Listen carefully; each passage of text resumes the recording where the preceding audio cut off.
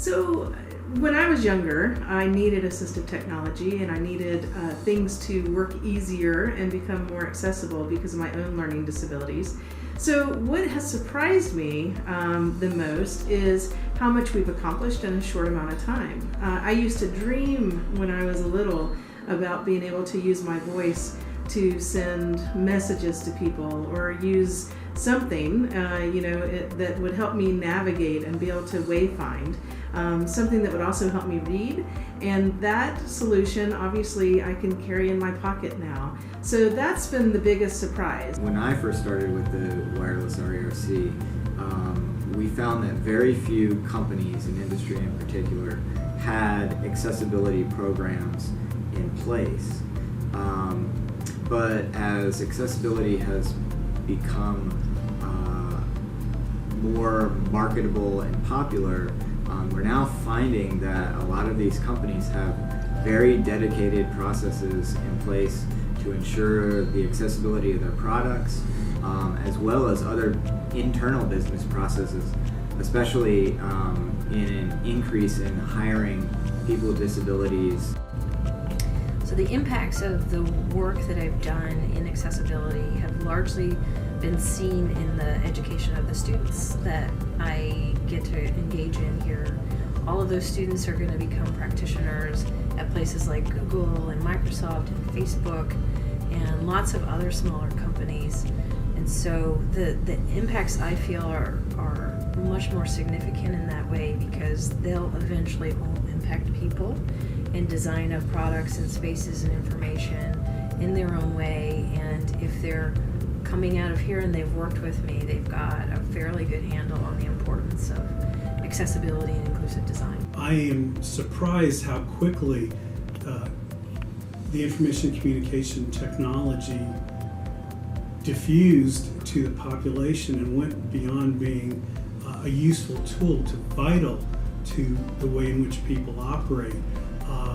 And it occurred in a way that was totally unexpected. That is to say, instead of just simply communication, it became tools to increase and expand community in general. I have written and created a social robotics class that specifically looks at robots and theater and how are we interacting, how might we interact in the future. A very large component of the course is people with disabilities and that community and how they interact with their bodies and machines. Well, when we started the RERC, you realize how dramatically things have changed. The iPhone wasn't out yet. Social media didn't really exist.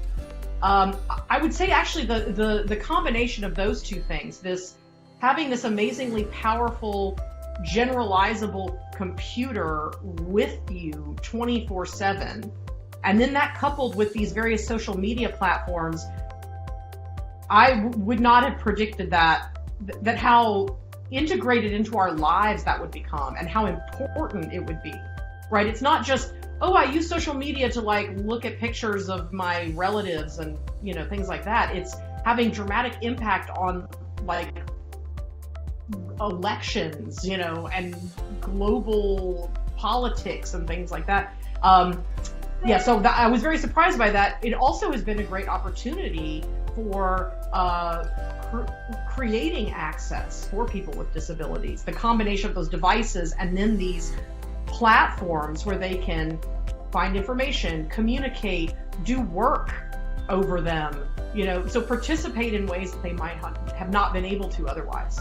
For so long, so many people with disabilities were looking at specialized websites and catalogs and things of that nature, and now you can really go to your retail store and you can get smartwatches that can help you with so much more than just running around and keeping track of your fitness, all the smart home technologies and things of that nature. So I expected that, but it also was surprising at the rate of how quickly it's attracting people with disabilities. It is nice just to be able to be out in the community and to see people using technology that everybody else is using, but it definitely is helping folks with disabilities just be more independent, being able to access more things in their world.